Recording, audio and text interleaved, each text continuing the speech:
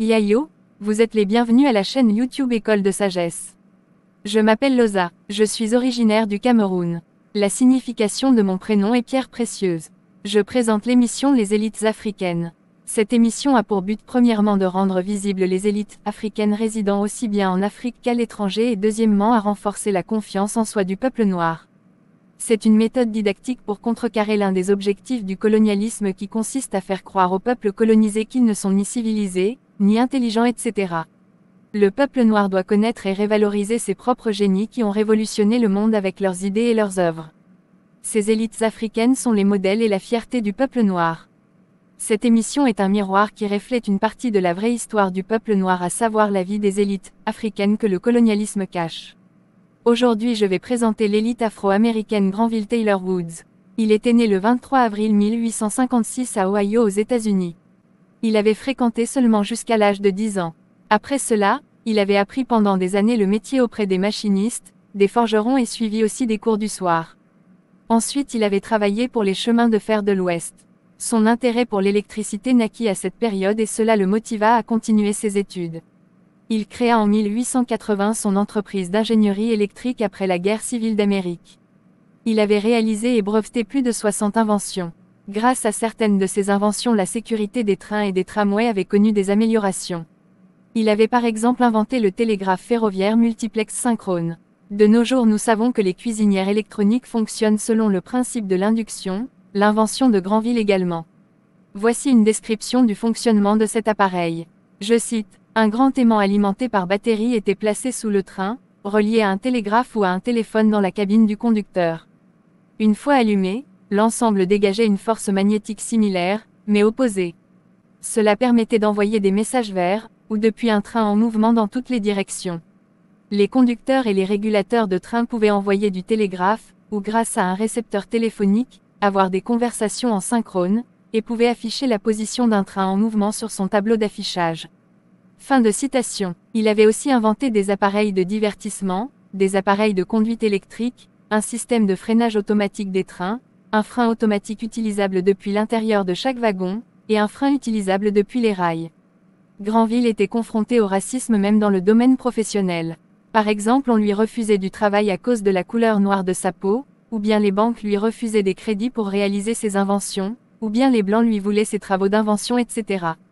Même Thomas Edison avait plusieurs fois essayé de lui voler ses inventions. Grâce à Dieu, la justice avait toujours donné raison à Granville. Lorsque Granville essayait de vendre ses inventions, certains blancs voulaient les acheter à bas prix parce que Granville était un noir. Granville avait inventé l'antenne parabolique le 7 juin 1887. Le 1er janvier 1889, il inventa l'interrupteur. Voici les entreprises qui utilisent les inventions de Granville: General Electric, Westinghouse, Edison Company et American Engineering. Pour des raisons racistes, les blancs avaient surnommé Granville du nom de « le noir Edison ». Edison était à cette époque un inventeur blanc dans le domaine de l'électricité et électronique. Granville mourut le 30 janvier 1910 à New York, aux États-Unis. Leçon à tirer, Granville Taylor Woods était très doué en ingénierie. Il était inventeur, ingénieur en fabrication de machines, électricien et s'était appris lui-même beaucoup de choses. Voici quelques-unes de ses positives compétences que le peuple noir devrait imiter. Il avait un bon œil pour observer la vie quotidienne. Il était très intelligent pour mener des réflexions sur certains problèmes quotidiens. Il était très ambitieux et confiant en lui-même. Il s'inspirait des problèmes quotidiens pour trouver des solutions en inventant des choses. Le racisme de la société blanche américaine n'avait pas pu le freiner dans ses ambitions. C'était par amour pour l'humanité qu'il inventait des choses. L'émission est presque terminée. Cette émission enseigne une autre facette de la vraie histoire du peuple noir. Un exemple de cette facette est l'élite afro-américaine Granville Taylor Woods, dont les inventions ont contribué à une révolution technologique dans le domaine de la fabrication de machines. Le colonialisme a toujours présenté le peuple noir comme étant un sous-peuple, sans intelligence, alors que le monde moderne est influencé par les connaissances et valeurs culturelles africaines. Par conséquent, le colonialisme est un instrument de désinformation dont l'un des objectifs principaux est de déformer par différentes stratégies l'histoire du peuple noir. Ces stratégies sont par exemple l'école, la politique, les médias, les religions importées, etc. Pour clôturer, je vous présente mes meilleurs vœux pour cette semaine à travers une photo de galette puis cette citation de l'anticolonialiste Aimé Césaire, originaire de la Martinique. Je cite, On peut tuer en Indochine, torturer à Madagascar, emprisonner en Afrique noire, sévir aux Antilles. Les colonisés savent désormais qu'ils ont sur les colonialistes un avantage. Ils savent que leurs maîtres provisoires, mentent, donc que leurs maîtres sont faibles. Et puisqu'aujourd'hui, il m'est demandé de parler de la colonisation et de la civilisation, allons droit au mensonge principal à partir duquel prolifèrent tous les autres. Fin de citation. Le peuple africain doit être conscient qu'il doit se débarrasser de toute forme d'aliénation ou de prison provenant du colonialisme. C'est son devoir de révaloriser ses valeurs culturelles et même ses élites. Comment se fait-il qu'à l'école par exemple le programme scolaire enseigne très peu sur les élites africaines ou que dans les publicités on parle très peu des inventions africaines ou que dans la majorité des nations africaines les langues coloniales sont établies comme langues administratives etc. Le peuple noir doit être conscient qu'il existe un mécanisme naturel que l'on appelle l'autorégénération. Ce mécanisme est observé aussi bien dans le règne végétal que dans le règne humain et le règne animal. L'autorégénération vient après une période de destruction etc.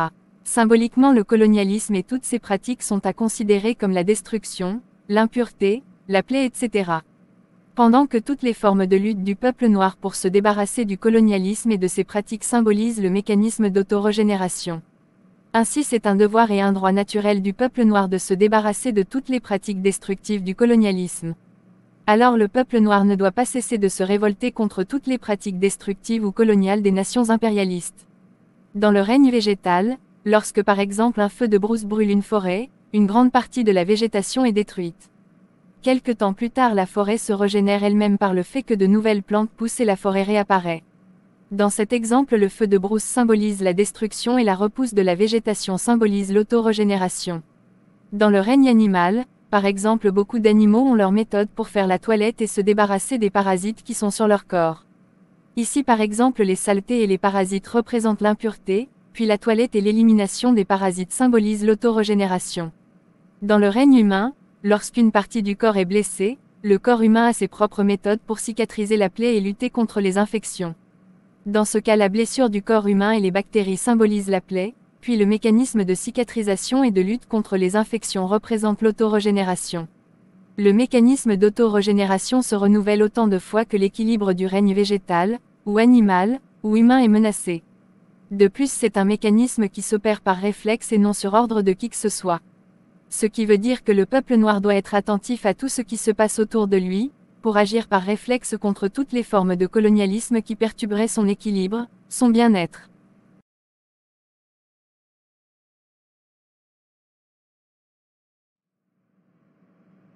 Très chers abonnés, merci pour votre attention et veuillez partager cette vidéo au maximum à vos contacts pour l'instruction de plusieurs. Eiso, au revoir.